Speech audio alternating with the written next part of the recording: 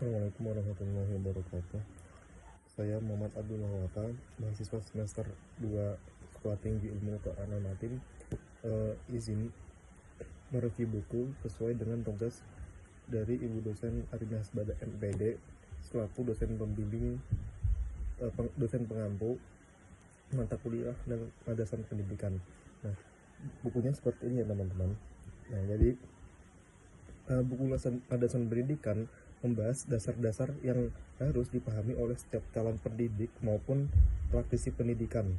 Nah, kenapa penulis menjelaskan di sini bahwa pendidikan bukan hanya kegiatan mengajar di kelas, tetapi merupakan proses membentuk manusia agar berkembang secara utuh, baik dari segi intelektual maupun moral, sosial, bahkan spiritual. Nah, buku ini disusun secara sistematis, dimulai dari pengertian pendidikan, tujuan pendidikan, hakikat manusia sebagai subjek pendidikan, hingga berbagai landasan yang menjadi dasar penyelenggaraan pendidikan, seperti landasan filosofis, historis, psikologis, sosialis, sosiologis, dan yuridis. Nah, dengan memahami landasan tersebut, pembaca ini, pembaca ini diajak melihat bahwa pendidikan harus dirancang berdasarkan teori, nilai, budaya, serta kebutuhan masyarakat. Nah, di buku ini juga di bab pertama menjelaskan bahwa pendidikan adalah proses sadar dan terencana untuk mengembangkan potensi manusia. Pendidikan tidak hanya bertujuan menambah pengetahuan, tetapi juga membentuk karakter, sikap, keterampilan, dan kepribadian peserta didik. Nah, di sini juga penulis menekankan bahwa pendidikan itu berlangsung sepanjang hayat, baik melalui pendidikan formal, non formal maupun informal. Kemudian di bab kedua mengenai manusia dan pendidikan. Nah, di bab kedua ini menjelaskan bahwa manusia memiliki potensi yang harus dikembangkan melalui pendidikan. Potensi tersebut juga meliputi intelektual, emosional, sosial, spiritual, hingga moral. Nah, karena setiap individu berbeda, proses pendidikan juga harus memperhatikan karakteristik dan kebutuhan masing-masing peserta didik. Kemudian di bab ketiga dari buku ini menjelaskan atau mengenai pendidikan sebagai ilmu dan seni. Pendidikan disebut sebagai ilmu karena memiliki teori, konsep, metode, dan objek kajian yang jelas. Namun pendidikan juga merupakan seni karena guru harus mampu menyesuaikan materi belajar sesuai dengan kondisi siswa. Tidak semua teori dapat diterapkan secara sama kepada setiap peserta didik, jadi harus berbeda sesuai dengan karakteristik siswanya itu sendiri. Kemudian di bab keempat mengenai landasan filosofis pendidikan.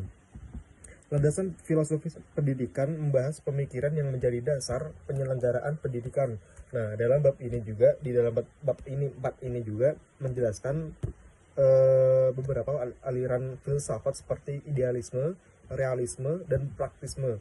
Nah, di Indonesia sendiri, pendidikan berlandaskan Pancasila sebagai dasar negara, sehingga tujuan pendidikan diarahkan untuk membentuk manusia yang beriman, berakhlak, cerdas, demokratis, dan bertanggung jawab. Kemudian di bab kelima mengenai landasan psikologis. Nah, bab ini menjelaskan pentingnya psikologi dalam pendidikan. Nah, di dalamnya juga itu guru harus memahami bahwa perkembangan anak, cara belajar, motivasi belajar, hingga perbedaan kemampuan siswa. Nah, dengan memahami psikologi peserta didik, guru dapat memilih metode pembelajaran yang sesuai sehingga proses belajar itu menjadi lebih efektif. Nah, kayak gitu ya.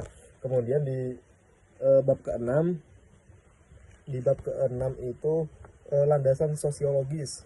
Nah, pendidikan tidak dapat dipisahkan dari kehidupan masyarakat. Sekolah berfungsi sebagai tempat pewarisan budaya, pembentukan nilai sosial, dan persiapan peserta didik agar mampu hidup di tengah masyarakat. Nah, karena itu pendidikan harus mampu mengikuti perubahan sosial tanpa kehilangan nilai-nilai luhur bangsa.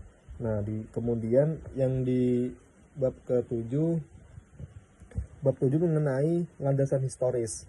Nah, bab ini juga mengulas perkembangan pendidikan di Indonesia sejak ke masa kerajaan Belanda, masa kolonial Belanda hingga Jepang, pendudukan Jepang hingga setelah kemerdekaan. Nah, di sini penulis juga eh, menunjukkan bahwa sistem pendidikan Indonesia mengalami banyak penurunan atau perubahan yang dipengaruhi oleh kondisi politik, sosial, budaya pada setiap masanya. Karena yaitu tadi termasuk karena ada masa kolonial Belanda dan kependudukan Jepang di Indonesia sendiri. Kemudian yang ke bab ke berarti ke-8 mengenai landasan yuridis. Bab ini membahas dasar hukum pendidikan Indonesia. Pendidikan diselenggarakan berdasarkan Undang-Undang 1945, Undang-Undang Sistem Pendidikan Nasional, dan berbagai peraturan pemerintah mengenai pendidikan. Nah, landasan hukum ini menjadi pedoman agar penyelenggaraan pendidikan memiliki arah yang jelas dan menjamin hak setiap warga negara memperoleh pendidikan.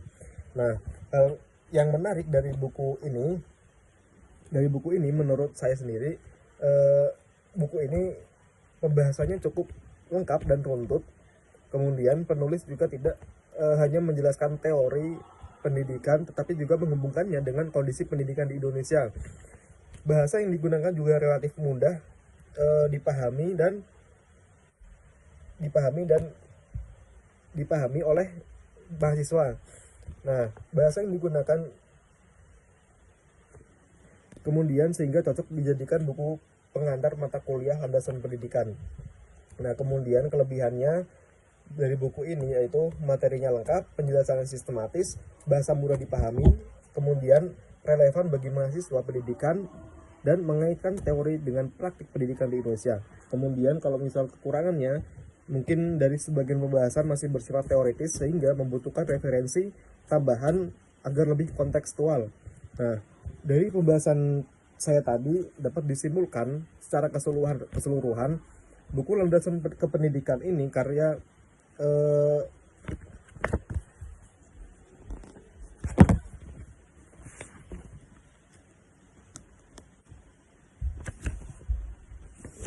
karya penerbitnya PT Pustaka Mandiri ya. Nah, ini merupakan buku yang sangat menarik, karya Nurul Huda. Nah, merupakan buku yang sangat menarik sebagai pengantar memahami ilmu pendidikan. Buku ini juga menjelaskan bahwa pendidikan tidak hanya bertujuan mencerdaskan peserta didik, tetapi juga membentuk karakter moral dan kepribadian manusia. Berbagai landasan seperti filosofis, psikologis, sosiologis, hingga historis dan yuridis menjadi dasar penting agar proses pendidikan berjalan sesuai tujuan nasional. Nah, buku ini juga sangat direkomendasikan bagi mahasiswa keguruan dan calon guru maupun siapa saja yang ingin memahami dasar-dasar pendidikan secara komprehensif. Nah, mungkin cukup sekian tugas yang saya kerjakan untuk mereview buku landasan kependidikan yang ini ya. Mungkin cukup sekian, mohon maaf atas kekurangannya. Wabillahi taufiq wal hidayah. Assalamualaikum warahmatullahi wabarakatuh.